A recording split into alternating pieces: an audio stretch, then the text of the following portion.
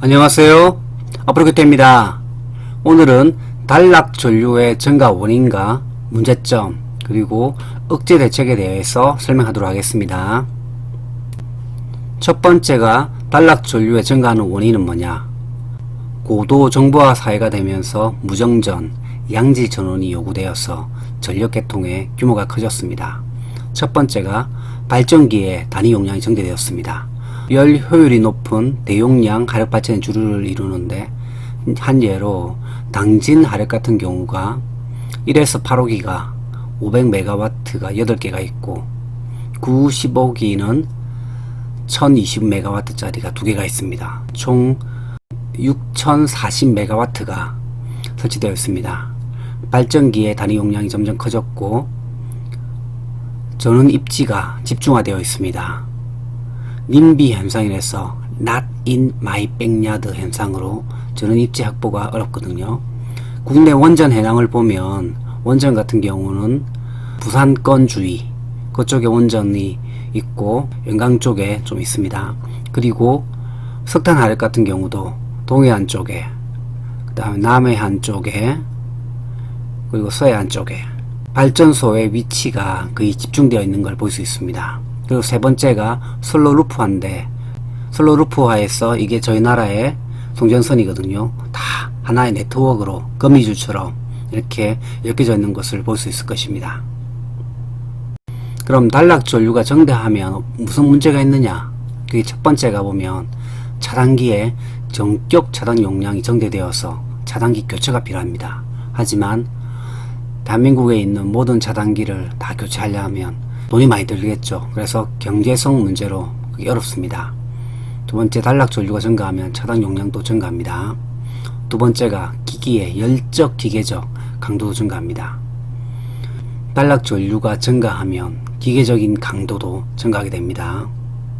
세 번째가 지락 전류 증대, 보폭 전압이나 접촉 전압이 상승하여 전격 사고의 위험이 더 커집니다. 두 번째가 통신장애도 발생하고, 네 번째는 재점호 현상 발생해서 차단기가 고장 전류 개방할 때 재점호 현상까지 발생합니다. 그럼 단락 전류를 억제하기 위한 대책은 어떻게 하면 좋냐? 여기 단락 전류 IS는 100IN 나누기 퍼센트지 임피던스거든요. IN은 전격 전류는 PN 나누기 루트 3V에서 이론적으로 단락 전류 억제하는 방법은 PN을 줄이는 방법, 이게 이제 계통 분리하고 한류 리액터하고 계통 연계기를 사용하는 방법이 있고, 두 번째가 퍼센트지 임피던스를 늘리는 방법, 그래서 그 퍼센트지 임피던스가 큰 TR을 사용하는 거죠. 그리고 세 번째는 V를 높이는 방법이 있습니다. 첫 번째가 PN을 줄이는 방법 중에 하나인 계통 분리에 대해서 설명드릴게요. 변압기가 2대 이상이거나 발전기와 백열 운전할 때 적용합니다. 요 그림에서 보면 변압기 2개를 백열 운전하고 있을 때 FA나 FB에서 고장 전류가 발생했을 때 타입 스위치를 먼저 끊는 거죠. FA, FB에서 사고 발생할 때 타입 스위치를 먼저 분리하고 3번, 4번 차단기를 차단한다는 거죠. 그래서 1, 2 차단기에 단락 용량이 작아지는 거죠. 그래서 타입 스위치 하기 때문에, 계통 분리하기 때문에 설치비가 저렴한 거고, 단점은 인트락으로 회로가 복잡하고 타입 스위치 차단 후에 재투입이 필요하고 계통 분리가 끝날 때까지 단락 전류가 흘려서 기계적인 파손 우려도 있고 사고 시 계통 구성 변경에 따른 대비가 필요합니다. 두 번째는 한류 리액터를 사용하는 방법이거든요. 리액터는 급격한 전류의 변동을 억제하는 성질이 있습니다.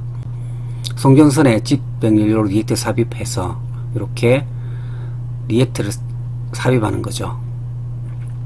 그러면 한류 리액터에 의해서 전압 변중률이 커지고 운전 손실이 발생하는 거죠.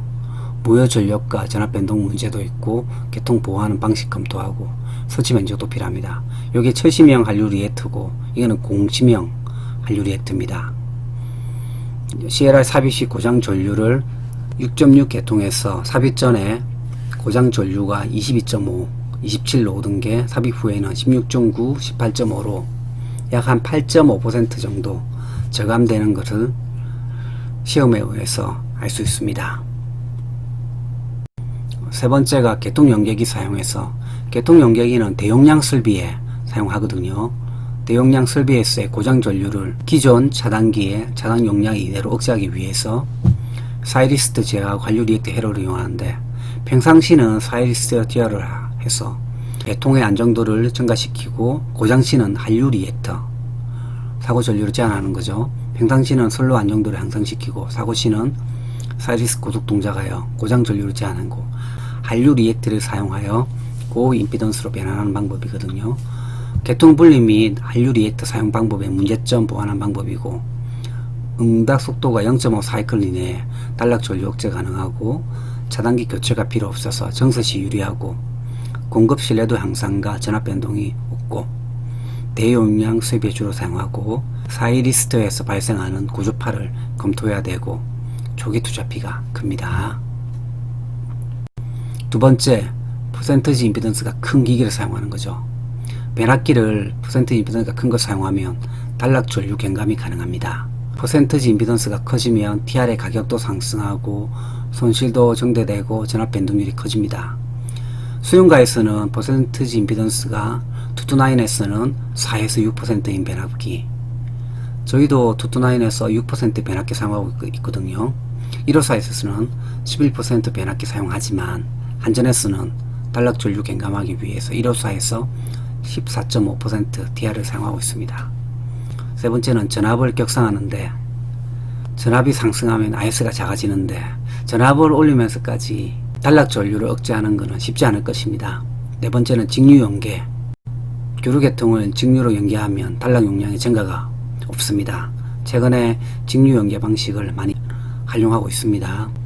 다섯 번째가 한류형 푸즈에 의한 백업 방식인데, 고압 차단기 후위 보호용으로 해서 차단기의 열적 기계적 손상도 감소하고, 차단기 뒤에 한류형 푸즈를 설치하기 때문에 간단하고 경제적이며 고속 차단도 가능합니다. 고속 차단이 왜 가능하냐면, 차단기 같은 경우는 보통 3에서 5 사이클 정도에서 트립되는 거에 반면에 비한류형 파워푸즈는 0.65 사이클이 걸리고, 한류형 파워푸즈는 0.5 사이클에 전 차단되기 때문에 굉장히 빠릅니다.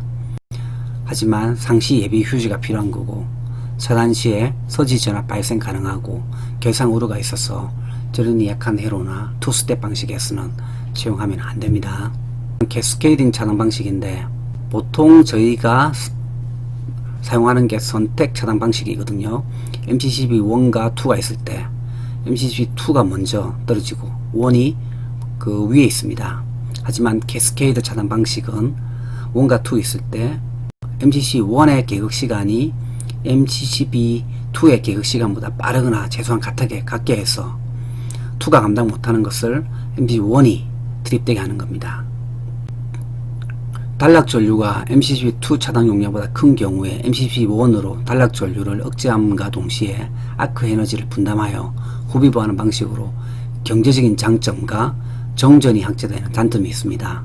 그래서 분기 회로가 차단되면 전공정이 정지되는 회로에 적용하면 효과적이지만 정전이 확대되기 때문에 요즘 캐스케이드 차단 방식은 많이 활용하고 있지는 않습니다.